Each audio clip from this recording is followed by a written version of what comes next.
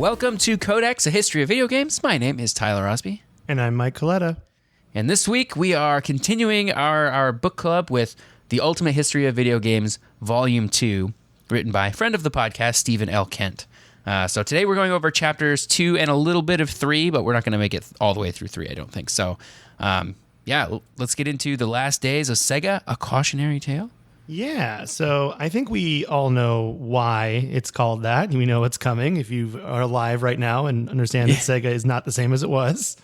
It's funny that they say The Last Days of Sega as if Sega has gone under and is no longer a company. They still very much exist, and they still make a lot of money, at least today. Yeah, and we'll get into that a little bit, at the very end of this chapter too. But the book doesn't actually start with Tom Kalinske. It starts with Michael Katz.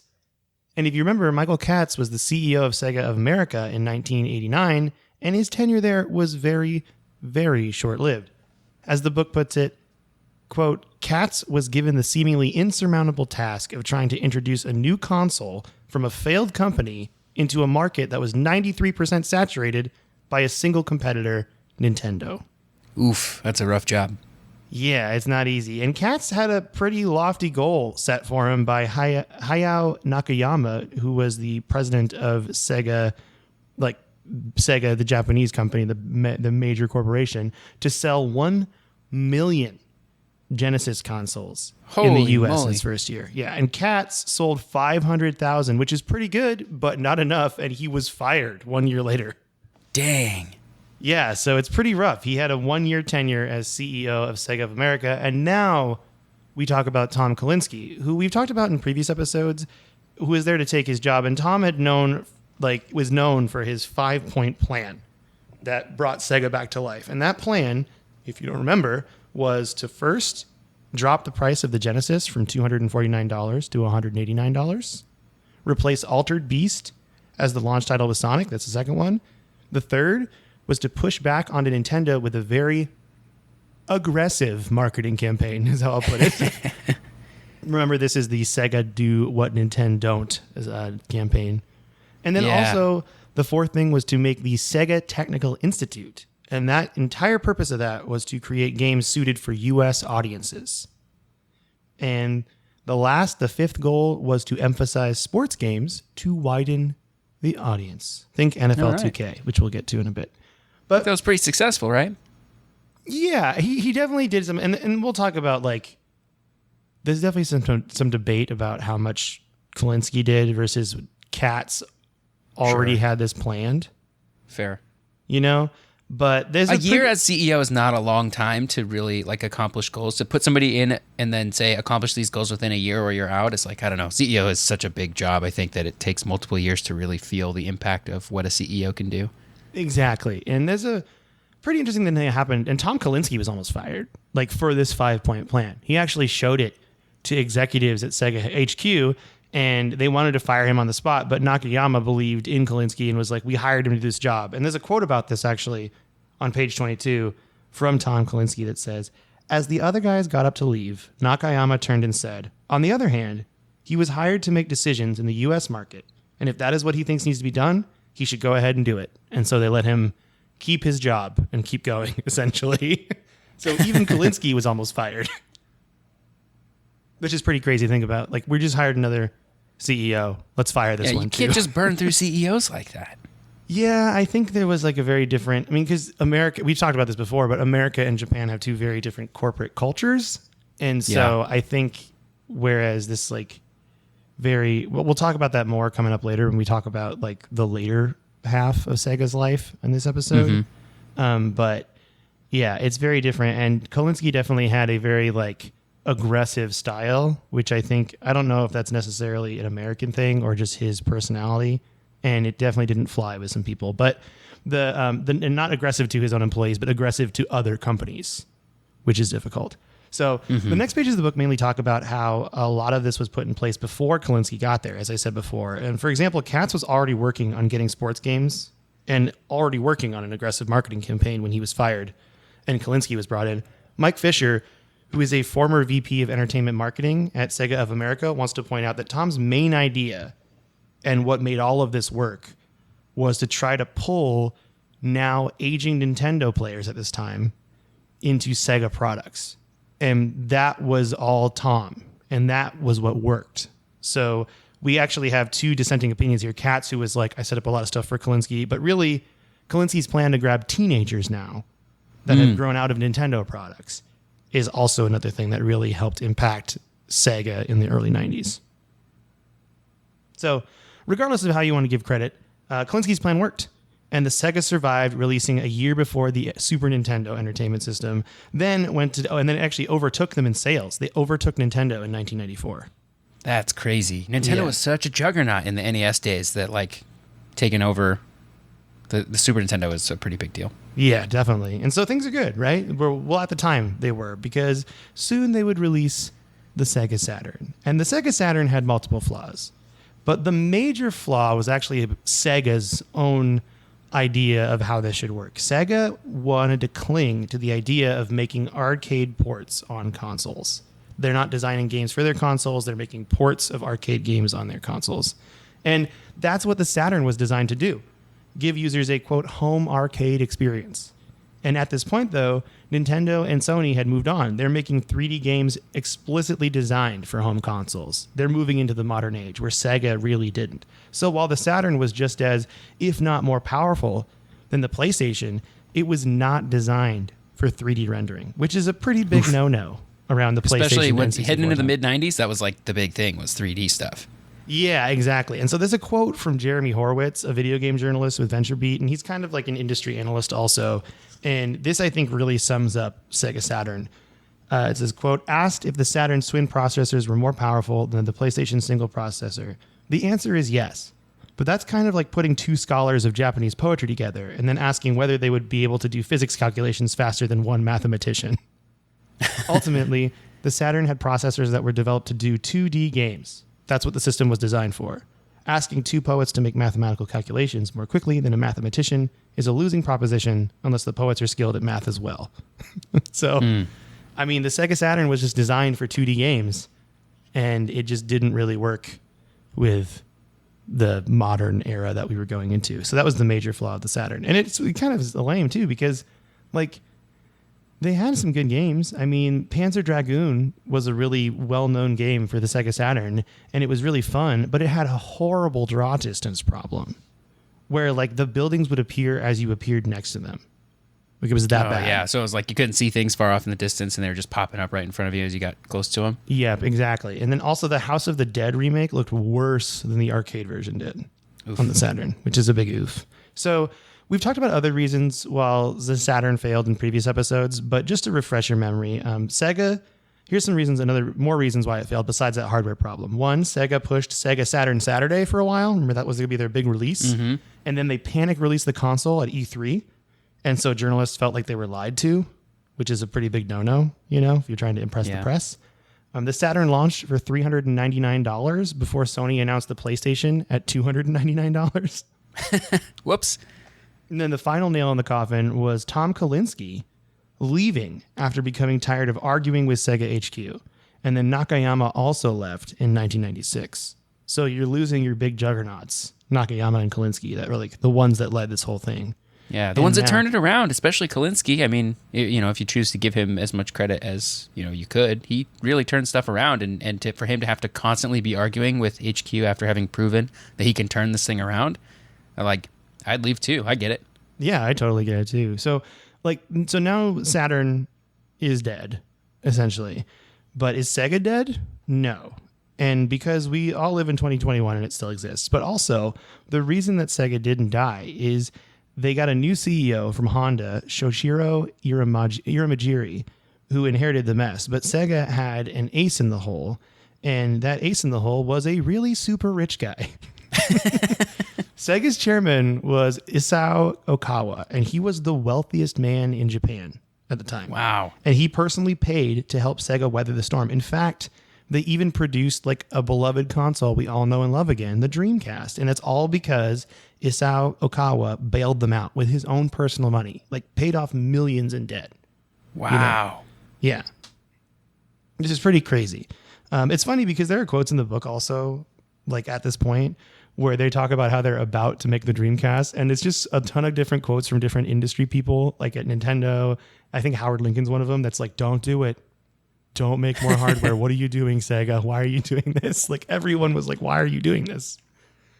But Sega did it. And anyway, they were like, no, we're going to do this. And they actually had a really good like R&D technical department. And because the Dreamcast is like a really cool console. It's it's good. Like the hardware's good. Yeah, there's also an interesting bit before we talk about the Dreamcast where in the book they talk about how Microsoft was going to buy Sega. Do you remember this? Mm-hmm. And it made a lot of sense because like Microsoft wanted to get into the video game industry and they just had to agreed to license Sega a stripped down version of Windows CE for the Dreamcast. But negotiations just didn't work out. And in Honestly, fact, Peter, I still think it's a good idea for Microsoft to buy Sega. Oh yeah, no, that's a great. Imagine they do that, put all Sega games on Game Pass. Oh my gosh, that would be the best. Would that be licensing hell though? I guess because doesn't Sega have games like Sonic's all Nintendo now, isn't it? Sonic's on everything now. I think. Oh, it is. Okay, It's not really exclusive to anything. Yeah, I don't know. It depends on what the deals are that Sega has made. If they made actual exclusive deals, or if they're just de facto exclusive because they just didn't release them elsewhere.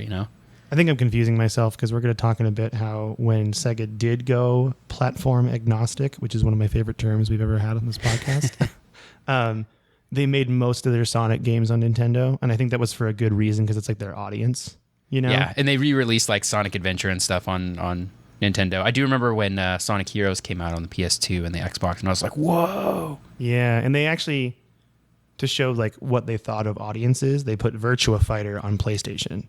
So they're like definitely like floating around. We'll talk about that in a bit though. I'm getting ahead of myself. But Peter Moore, who is the acting COO of Sega of America, at this time he was there as the acting COO. He pretty much downplays this whole thing. And he's like, there was never a serious offer. There was negotiations for Microsoft to purchase Sega, but no offer was ever made. But it was a thing. It was possible. So anyway, Dreamcast fans, are you ready for Stephen L. Kent to talk about great things with your favorite console? Because here we go. TLDR, the Dreamcast is more powerful, has a more powerful processor than the N64 and the PlayStation. It had a 56K dial-up modem and played games on an unheard of 1 gigabyte GD-ROM disc, which I believe is proprietary to Sega. It is. That's pretty cool. The Dreamcast is without a doubt a cool console. It just didn't do that well. And so we're going to talk about why it didn't do that well now. How did third-party studios feel about the Dreamcast? Well, this is where the first major problem comes in. Squaresoft and EA decided to not participate in game development for the Dreamcast in favor of the PlayStation 2, which wasn't out yet. They're like, we only want to put games on the PlayStation 2. It's tried and true. We know it works. All right. But Namco, Konami, and Capcom all made games for the Dreamcast. Games like Soul Calibur, Marvel vs. Capcom Clash of Heroes, and Resident Evil Code Veronica. Those were some titles for Dreamcast that people loved. And then Sega then had to fill the void left by Squaresoft and EA. So they made the $70 million Shenmue game, which was the biggest budget at the time, I think, of a game. I think you're right. They also made Space Channel 5, which I've heard is a really cool game, and I've never played it, but I know that's like a cool like Dreamcast. Like if you like Dreamcast, you like Space Channel 5. Yeah, Space Channel 5 is definitely peak Dreamcast. And they also made the weird and wonderful and also previously discussed on this podcast, Seaman. Remember the sarcastic talking fish? Yeah, wasn't he voiced by like Leonard Nimoy or something? Yeah, and you'd like talk to him with the microphone built into the controller. Yeah, that was a weird game. So weird, but I love it. So yeah, so that's they had this first struggle was Squaresoft and EA dipping out, essentially. But they had even more problems because they had launch trouble. Iramajiri hoped to ship between 400,000 and 500,000 consoles at launch in Japan. But due to manufacturing issues, they only had 150,000. Dang. Which is bad. And then, to add insult to injury, the PlayStation 2 was announced 2 months after the release. So, you know how we talked about PlayStation 2 had a shortage of games at launch? Mm-hmm. We talked about that last episode. People were buying PS2, though, for the hardware, which is something unheard of. It's a total shift in like the home console business at the time because everyone thought the reason you buy a console is the games. And now PlayStation 2 is completely throwing that away. Yeah. And it's actually because it was a great DVD player. Like, even if you bought no games for it, you could still use it as an awesome DVD player. Yeah, and it was pretty comparable to the price of DVD players at the time too, right? Yeah. It was like it was the best DVD player for a very good price, and also happened to play PS2 games, which is also a pretty big selling point.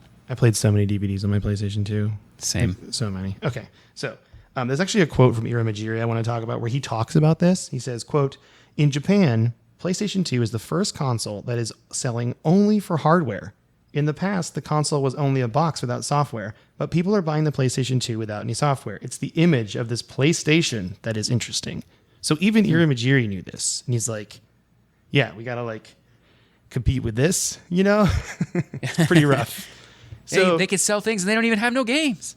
Yeah, which is a cardinal rule that's broken of this podcast. Mm-hmm. So with Japan, a win for Sony, essentially. Sega now looked to the U.S. market for the Dreamcast. And Ira Majiri had an even bigger goal for the States. He believed to make the Dreamcast profitable, they needed to sell 5 million units. That's a lot of units. That's a lot of units, especially in the early 90s. That's a lot. Yeah. Like now, those numbers are not that scary, but back then, that's a lot of consoles. So yeah. To help with the Sega of America launch, 1 month before the Dreamcast US release, they replaced their CEO Bernie Stoller with Peter Moore, who was a tough British executive from Reebok who liked to drink Corona after each E3 presentation, right when he got off stage. There's a quote in the book where he likes to get handed a Corona right as he gets off stage. Big Fast and Furious fan. Big fan. Family. Okay. So now this to me might be the most depressing part of this chapter, what I'm about to read or talk about here. So Peter Moore did everything right. The press loved him. He'd do great press conferences. He set up the acquisition of Visual Concepts. So the Sega dropped with NFL 2K and an online NFL game on Dreamcast in the United States. And things looked promising from the 9/9/99 launch date to the October 1st to October 1st of that same year. Sega sold 1 million consoles. So they had a really strong start. But then everything slowed down. So Stephen Kent points out that this is normal in the life of a console. Like consumers usually start waiting for like the next big thing, And I mean, it's true now. Like I'm waiting for the Xbox Series X's and stuff. We're all waiting for it. You know what I mean? Yeah, even though it's out, we're still waiting for it. Yeah, exactly. But in this case, the U.S. release of the PlayStation 2 was what everyone was waiting for. So it got to the point that Peter Moore was giving away Dreamcasts if consumers signed up for SegaNet, which was Sega's online service. I remember that. Yeah. And then with games like Grand Theft Auto 3, Metal Gear Solid 2, Devil May Cry, and Final Fantasy X releasing on PlayStation 2 in holiday 2001, Sega knew it was time to pull the plug. So they made an announcement a year before the holidays on January 24th, 2001. And this was the moment that Sega described themselves as being, quote, platform agnostic. It's a sad day. It's just sad because they did everything right. Like marketing wise, yeah. It just didn't work out. It goes to show the power of like maybe isn't the exact right way to describe it, like the power of the narrative, I think, because the Dreamcast itself did everything right. Dreamcast was great, but it was the story of Sega, I think, of their failures in the mid 90s of the Saturn not being great, the 32X being this weird, like, is it the Saturn? Is it the new thing or is it not? Like, consumers just didn't have the confidence in Sega, and then they released it at like this weird time sort of between generations, so that it was like not quite as good as the PS2, which was coming out very soon, and the PS2 had DVD player and stuff, but it was also too late to really be considered part of the same generation as the original PlayStation and the N64, so it didn't get to be this like powerhouse in that generation, and it was underpowered for the next generation, and so it's just, yeah, it's too bad. It really is too bad. So lots of timing problems, I think. Yeah. So this began Sega's downward spiral. Now, so Isao Okawa passed away, the big benefactor, from a long-time battle with cancer on March 16, 2001. And his final gift was $695 million given to Sega to essentially bail them out and pay off their debts. So Peter Moore started to do market research to see where Sega games stood, and the results weren't great. And there is a quote from Peter Moore that is way too long to read on the podcast, but it's like an entire page, this quote. But essentially, it talks about Moore going to Japan and telling the executives all the horrible things that American consumers think about Sega, and the execs don't believe more. They actually think they accuse him of making this up. Of people saying like, yeah, Sega's old news. Like Sega's the grandparents of the video game industry. And it ends up with like a screaming match essentially, and more telling people to F off and a lot of other things we can't say on a clean video game podcast. But buy the book if you want to read censored dirty words is what I would say. But it just shows that corporate culture, like people, the Japanese execs didn't believe that Sega had this reputation because in Japan it didn't, but in America it's totally different, you know, and they kind of were old news. And so Peter's trying to like save the company, essentially, Peter Moore is. So in 2002, Peter Moore is back at E3 and he puts on a brave face, pretends nothing is wrong, and he announced all of these new games that Sega's making on other companies' hardware. So games like Sonic Adventure 2 for the GameCube, and House of the Dead 3 on Xbox, and Virtua Fighter 4 on PS2. And what's interesting about this time is that what Sega had to do now with all those studios they'd pissed off with like aggressive marketing campaigns, they had to go back to Sony and Microsoft and Nintendo and like make amends and ask them to help market their games. Oh man, that's like I feel like the Loki meme of like, you must be truly desperate to come to me. Mm-hmm. Totally. It totally is. That's a really great way to put it, actually. But yeah, there's more talk in the book about that. I would definitely read that part about them having to pretty much crawl back to Sony and be like, hey, can you market Virtua Fighter, please? Like that kind of thing. Nintendo, can we put Sonic on the GameCube and you will advertise for us, please? We don't have money. So Kent Nintendo's actually, like, remember when you put Super Mario Kart on the back of a crappy ice cream truck and Sonic on a F1 racer? Remember when you did that in a commercial? We remember, yes, we will but market we'll still your help game. you because we're Nintendo and we're nice. And we like money. Kent actually points out another important historical event that I don't think we've ever talked about this on our podcast, but we should mention it now. In Japan, there was a video game crash from 1997 to 2002. The Japanese game sales dropped from 9.6 billion to 6.9 billion. And the Computer Entertainment Suppliers Association blamed the used game market, which is pretty nuts. But there was actually That's other flimsy. issues too. For example, mobile phones were growing at this time in Japan, and at that time, so was texting. So some actually people blame kids texting instead of playing video games as a reason the market went stale. But also, the last generation of hardware was even more stale in Japan. Like, they waited a long time for the next generation. And that was a big part of it too. So Sega actually had to deal with this. They went from having 5.5 billion yen in earnings in 1997 to their largest loss on record in 2001 with 5.1 billion yen in losses. Yeah. So on top of becoming platform agnostic, they also had to deal with the Japanese video game crash, which is pretty nuts to think about. So now here comes something really fun that is kind of random that we just talked about. Remember Matt in Japan talking about pachinko, and he sent us that nice email explaining it? Well, pachinko came to the rescue. In 2003, the Sammy Corporation, who is a major pachinko company, purchased 22% of Sega, and then the following year, they bought a controlling share. They then installed Hisao Oguchi, I hope I'm saying that correctly, as president, who was one of Sega's like hotshot game designers. And so Sammy Corporation saves them. But the problem is, Sammy Corporation comes from pachinko, and pachinko is gambling.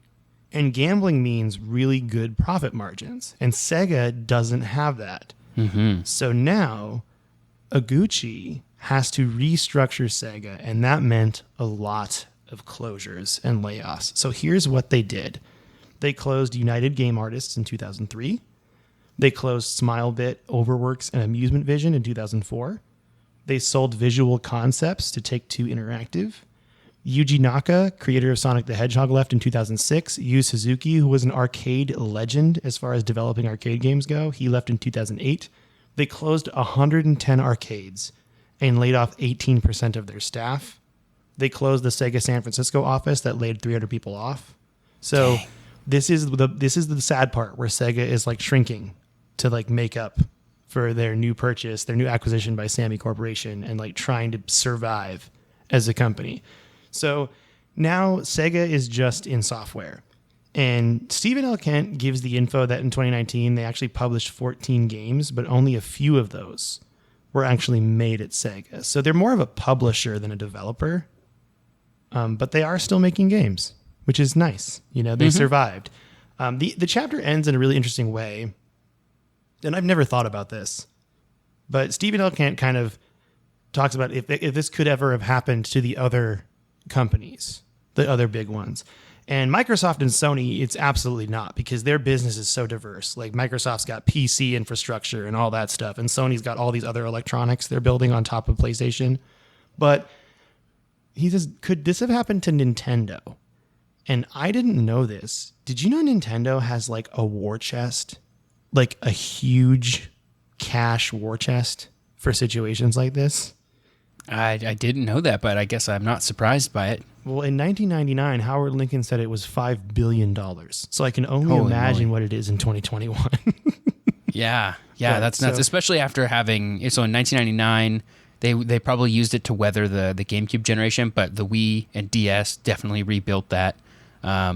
And now with like the Switch too, like it's got to be just monstrous at this point. Like Nintendo's not going out of business just because they release a bad console right now. Yeah, and this whole question he posed, by the way, I don't know if I was clear with this, was like, what would happen if these companies went platform agnostic? And the real reality is nothing.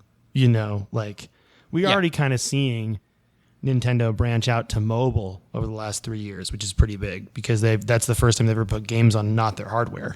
Yeah. So it's pretty intense, but I think they would all be fine. Sega was just in a really bad situation. It was kind of the whole chapter is framed as like a lesson, like a cautionary tale, like they say in the title. Yeah. It really is, because it's like, they just couldn't keep up. I think their biggest blunder was with the Saturn and the arcade stuff. Yeah. Like that was truly a company decision that they just thought was a no-brainer. And that is the beginning of the downward spiral. Yeah. I think it was a combination of the Saturn and the 32X being almost in competition with each other, having been released like within 6 months of each other or something like that. That just like really confused consumers and made it so it was like the Dreamcast was awesome. Like people were a little bit burnt out on buying new Sega stuff. Yeah. I still love Genesis though. Big fan of Genesis. Yeah. And also the thought of Nintendo going platform agnostic, which is now our new favorite thing to say, platform agnostic, is like they chose, especially after the GameCube, that generation, which we're going to talk about in a minute, they really chose to go a different direction with their hardware. They chose to not compete on specs anymore, right? Like Nintendo has never had the most powerful console since, about that era, or even a console that can compete on specs. The Wii had all their motion control stuff, and that was how they differentiated, and that did really well for them. The Wii U, they tried some new stuff that didn't really work out for them for a lot of different reasons that we should probably talk about someday. But then the Switch, obviously, like it doesn't win on specs compared to the PS4 and 5 or the Xboxes, but there are definitely reasons to buy the Switch beyond just Nintendo games, and it's the portability aspect that you just don't get, right? And so Nintendo always differentiates with their hardware. So I don't think they would go platform agnostic because they've always been able to give people other reasons to buy their hardware other than just like, it's the most powerful. Yeah, definitely. And it's funny because I remember as a kid being like, man, Nintendo's not even keeping up with power. They're going to fail. And it's like, oh no, they're way smarter than childhood me. They know what they're doing. They know exactly what they're selling, and it's great. Yep. And everyone loves it. And I love my Switch. Still playing Skyward Sword, by the way, but we'll talk about that later. Okay. Yeah. So that's like Sega, which is kind of a depressing end, but I mean, they're not dead. Yeah. They're just a lot smaller than they were before. And we still have Sonic, so it's fine. Yeah. That kind of takes us into chapter 3 here, where they call it, Stephen Kent calls it Nintendo in third. And I think as much as we all love Nintendo and we think of them as true classics more than anybody else in video gaming, at least I do, like they're synonymous with video gaming. The 90s and the early 2000s were actually not particularly kind to them. So we have sort of a downfall of Sega, and we also have a little bit of a downfall of Nintendo, a little bit earlier than Sega, I think, and we'll see that they choose to go in a different direction than Sega that ultimately makes them, I assume, more successful. I guess I don't know how much money Sega makes now, but I assume Nintendo is still more successful than them. Oh yeah, they gotta be. I mean, just because Nintendo's doing so much more than Sega, I think Sega's just a publisher. But Sega owns a lot of game a lot of games that like I'm always surprised, and I will like look up. I'll see Sega publisher sale on Steam, and I'll be like, that game is made by Sega. Like they own so many different development things, or they're publishing so many games that I'm like, oh, maybe they're not doing that poorly. But hopefully. But anyway, Nintendo had rebooted video games in the 80s with the NES, and they had 93% of the worldwide market. With the Super Nintendo, they faced fierce competition, mostly from Sega, and that share dropped to 52%, even underselling compared to the Genesis or the Mega Drive in some regions. Like you said, by 1994, they were not selling as much as the Genesis. But the Nintendo 64, despite the amazing number of classics for that system, and general positivity from the public, at least in my interpretation, I don't think a lot of people like look back on the Nintendo 64 and go, wow, what a terrible console. But in terms of like numbers and how much money they made, it was quite unsuccessful. They had stiff competition from both Sega and Sony, so life was a whole lot harder for the house that Mario built. Mike, did you know that, well, I'm going to ask you a question. Don't look ahead in the notes. If you had to take a guess, how many games do you think the Nintendo 64 had? I'm going to guess 500. 500? Like around Okay. 500, Sure. 600? That feels like a console amount, right? I feel like we talked about this in previous episodes when we were talking about the games, the console we had to beat all the library of. And I said 64. yeah. And then everyone said that was a huge mistake. It's not. It might be less though, right? How much is it? I guess a better question then is, so now that you have that number, now that you have that number picked, how many games do you think were made for the PlayStation total? Oh, PlayStation had so many games, like thousands. Pick a number. I'm gonna pick 1,342. Okay, all right. So the Nintendo 64 had just 393 games in total across all of their regions, like including games that only came out in Japan or only came out in Europe. 393 games. This is according to Wikipedia. The PlayStation had over 4,000 games. So more than 10 times the number of games that the N64 had. Wow, So- I was way off. So that tells you something. That's why I think I pick, if I had to play through the entire library of a console before I could move on to anything else, that's why I picked N64, because there's a ton of great games, and also there's not a lot of games, so you would Except finish for faster. Superman 64, which people say is painful. Yeah, well, I'm sure for every Superman 64, I'm sure there are like 10 games that painful on the PlayStation just by sheer the numbers, PlayStation had a lot of garbage with it, I think. Like, we're talking like weird third-party money grab games. Yeah. I feel like there's a lot more of those on PlayStation than there was on 64. I agree. Because Nintendo was way more strict about who they let license. Yeah. So anyway, not very many games on the N64, lots of games on the PlayStation. But Nintendo wasn't done innovating with the Nintendo 64. This was the first mainstream controller to have an analog thumbstick, which enabled seamless control of characters in a 3D world. This was so important to that generation of games that Sony and Sega eventually released analog stick versions of the controllers for the Saturn and the PlayStation, which had been released a little bit before the Nintendo 64. So they had to actually play a little bit of catch up in terms of hardware there. But part of why Nintendo failed was the technology. The book talks about how the PlayStation could generate more polygons per second, so the graphics were often better on the PlayStation on multi-platform games. I kind of like the style that Steven calls he calls it inflatable toys on the Nintendo 64, which I think is kind of accurate. Now looking back on it, all of the characters sort of have like a Nintendo 64 look to them. Textures did look better on the Nintendo 64, I think, so it kind of goes both ways. But I think the one thing we can all agree on here is that cartridges just weren't it anymore. Nintendo chose to hang on to the antiquated storage medium for a generation too long, and the PlayStation, with CDs full of pre-rendered cinematics and CD quality music, easily won out, even if CDs had higher loading times and were a little bit easier to pirate. That's actually a large reason that Nintendo chose to go with cartridges on the N64 was because of piracy, and I think it probably worked. I don't remember seeing a bootleg Nintendo 64 game back in the day, but there were plenty of kids burning PlayStation games, like modding their consoles to play pirated games and stuff. Man, I didn't even back in think the about day. this, but like, one, the analog stick thing, just briefly touching on that, I had no idea. So that's very interesting that Nintendo was first with analog sticks. But also, we've like gone from Nintendo went from cartridge to CD and like mini disc things for like the GameCube, and then like the Wii had CDs, back to cartridges with these SD cards. Kinda, isn't that weird? Yeah, it's kind of strange. They're I doing think flash memory now instead on those, I'm guessing. So it's just as fast as a CD, if not faster. Just like and the cost of flash memory has gone down big time since the 90s. Like it's comparable now, or it's not. I mean, I wouldn't say comparable. Like a Blu-ray disc is still much cheaper to print, I think, than than a cartridge. But on a portable system, the size advantages that a cartridge gives you are huge. And also downloadable games now are a thing, and you can put stuff on your micro SD card, and so it's not as big of a deal these days. Speaking of flash memory being really like expensive in the olden days, I found from college a flash drive that was 128 megabytes. And I'm like, yeesh, I'm old. Okay, moving on. Yeah. As a replacement for a floppy disk, that was massive and held hundreds of floppies, or 100 floppies probably. But for doing anything else, it's pretty useless. Yeah, just here's a couple Word documents. There you go. Yeah. Like you were talking about earlier, though, the late 90s did bring with it a little bit of a video game downturn in Japan. The chapter kind of reiterates here that cell phones were pretty normal for Japanese teens by the late 90s.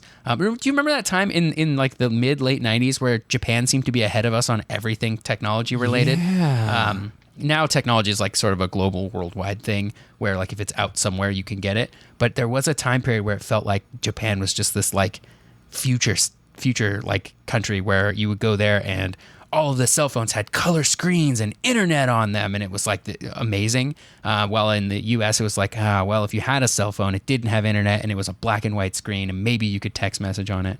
Do you remember those days? Snake. Yeah, I remember those days. Yeah, good times. Because all the video games would come out there first too, and it might take years to reach the U.S. So they always felt so far ahead. But anyway, in the late '90s, cell phones were starting to kind of take over, and like you said, people were kind of waiting for the next thing in video games, and they had these new cell phones to play with and text each other on and use the internet on. And so there was a little bit of a downturn of video gaming in there. So I think that's interesting to think about. And like one of the ways that our generation, like us, I guess the millennial generation is special, I think, is the way that we can remember a time without the internet. Or at least easy access to the internet. But we also sort of grew up with the internet, right? So like there's older generations that like never quite caught on to the whole internet thing and like are sort of still figuring it out these days.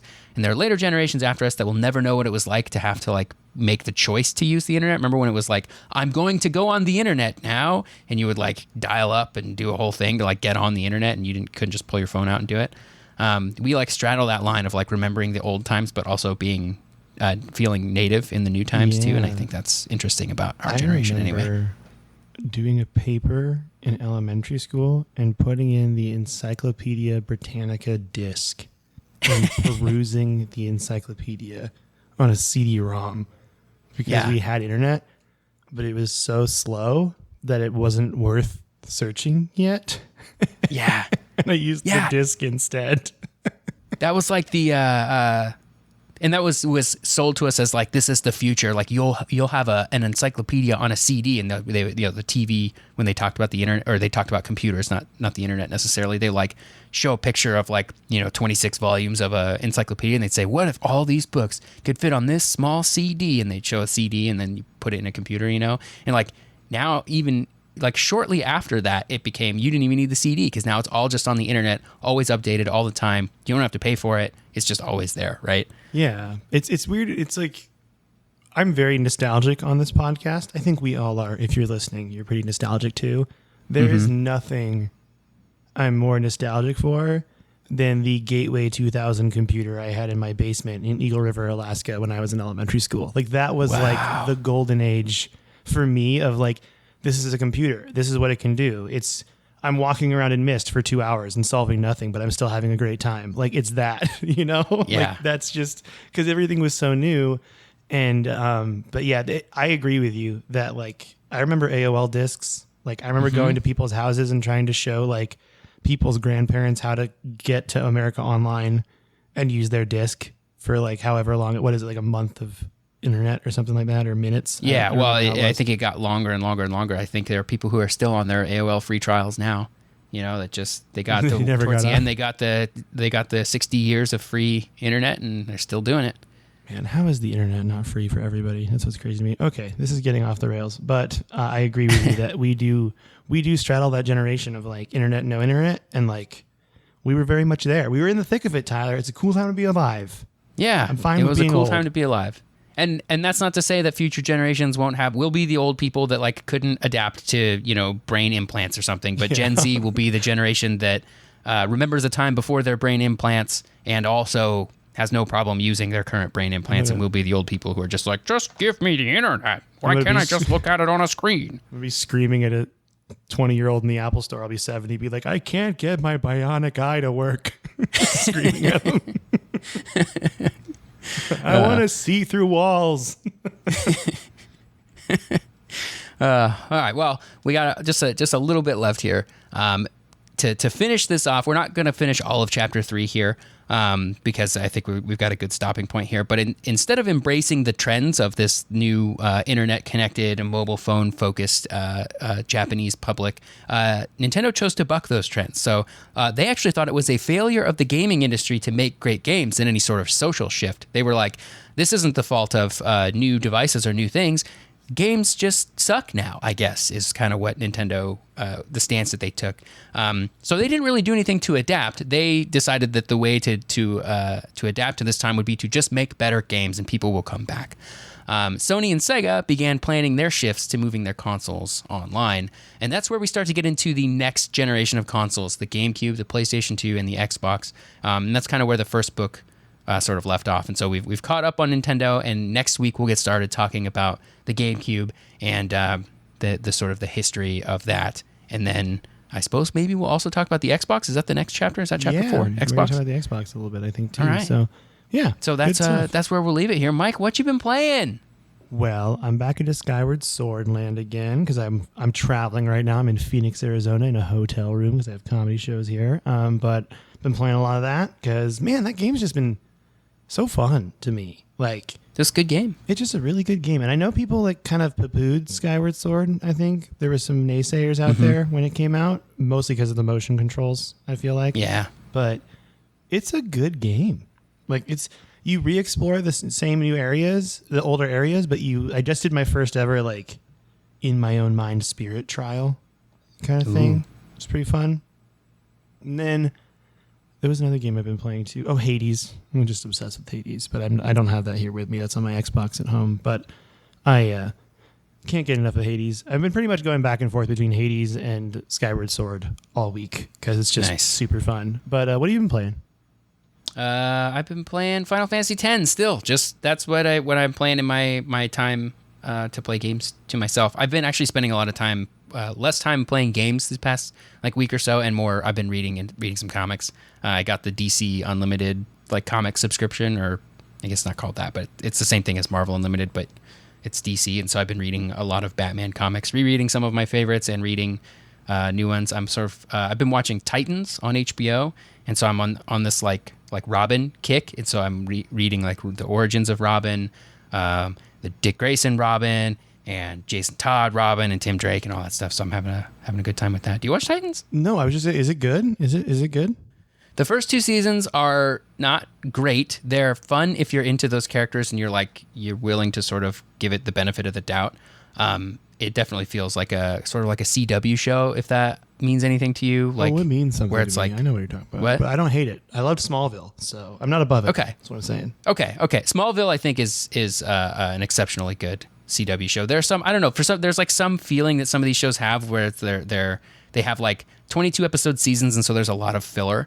Titans luckily doesn't have any of that, but the first 2 seasons sort of feel like they feel a little bit lower quality, and the storytelling is not quite as good, even though they're adapting some classic comic storylines. But the 3rd season is now an HBO exclusive, and the quality, I don't know if HBO had anything to do with this or if it's just a coincidence, but the quality of season 3 has gone way up. And I think maybe for me, some of that is because the storyline, the stories being told are like Batman family stories instead of necessarily Teen Titans stories, which is kind of the last 2 seasons. So maybe I just don't care as much about the rest of the Titans, and I care more about Batman and Robin and all that stuff. But anyway, this 3rd season's been really good.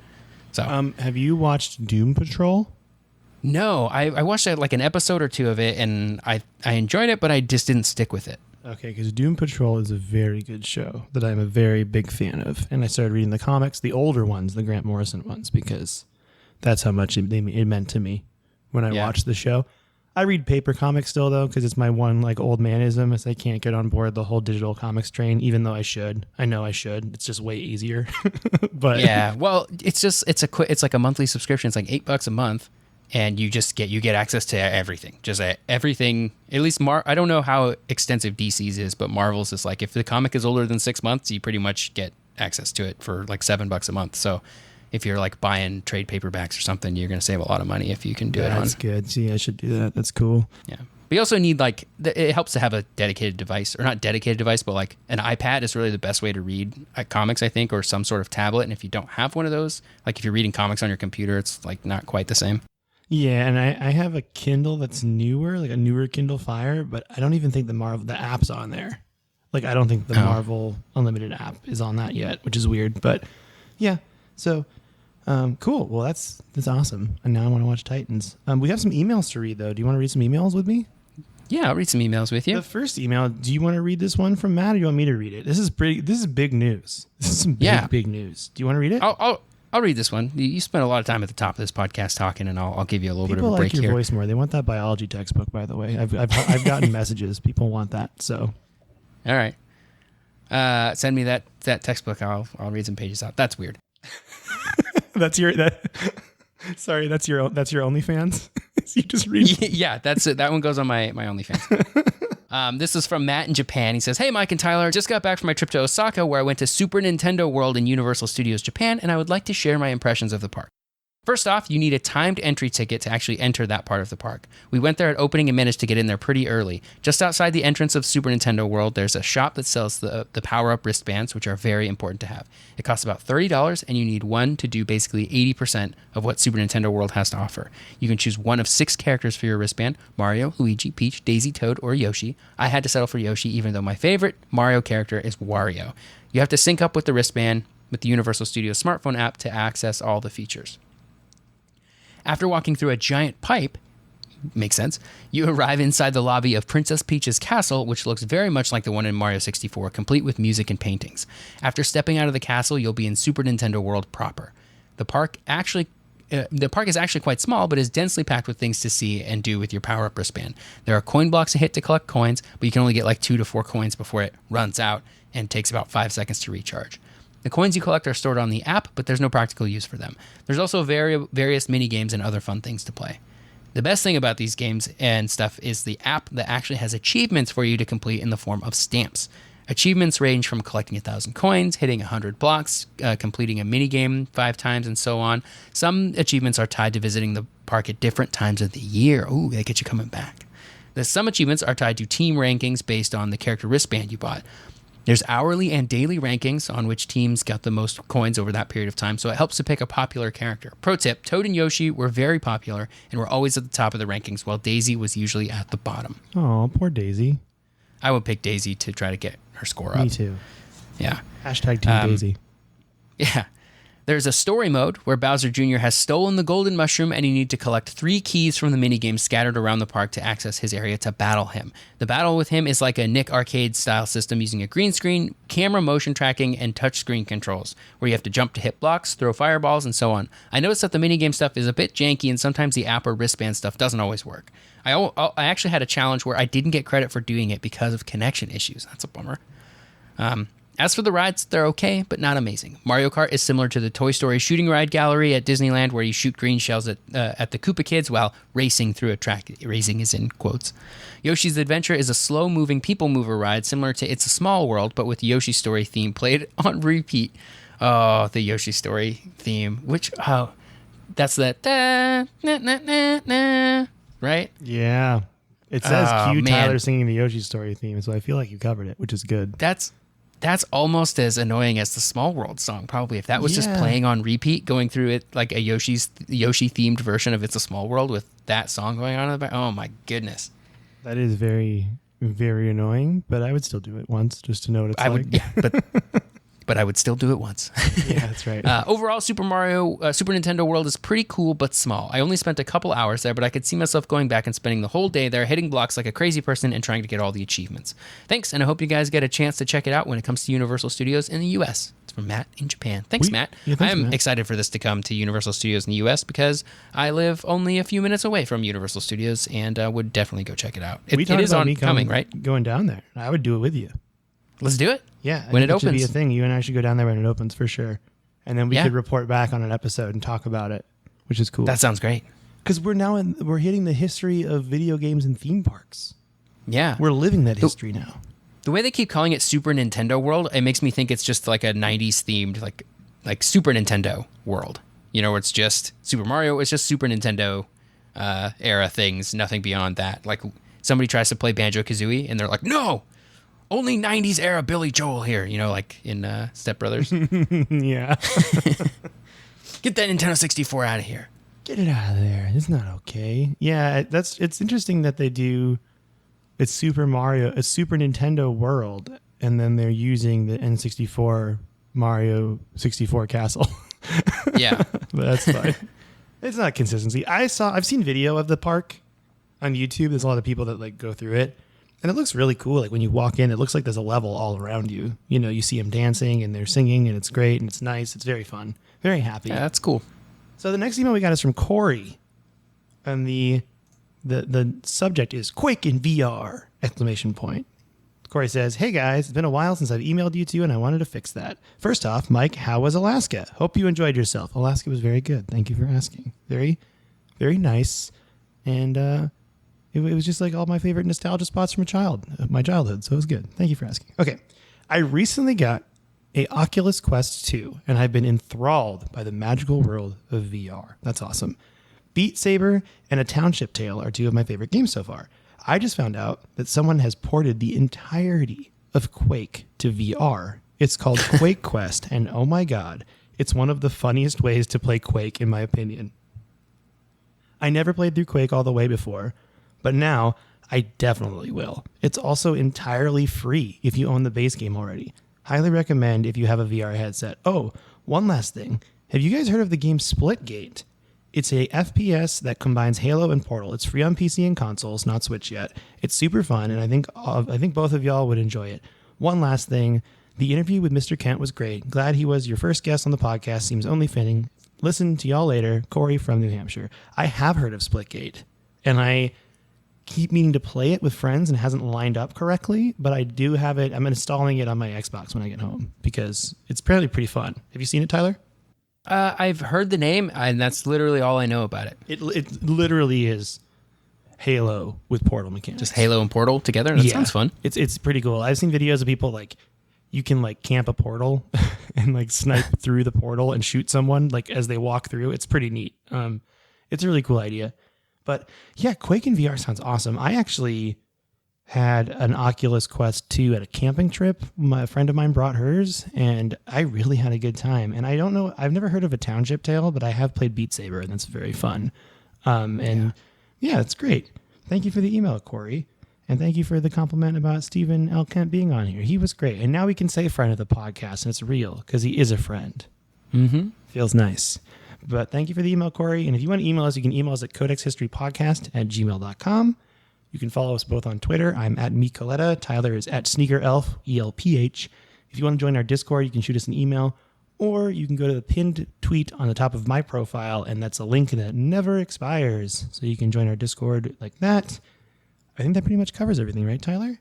Yeah, I think that about so covers next week, if you're following along, we will do we'll finish chapter 3, and then we might do all of chapter 4, but I would just read the whole thing. You know, I don't know if we'll get all the way through it, but that's what we're going to go for. So Yep. With that, do you want to say bye to everybody? Goodbye, everybody.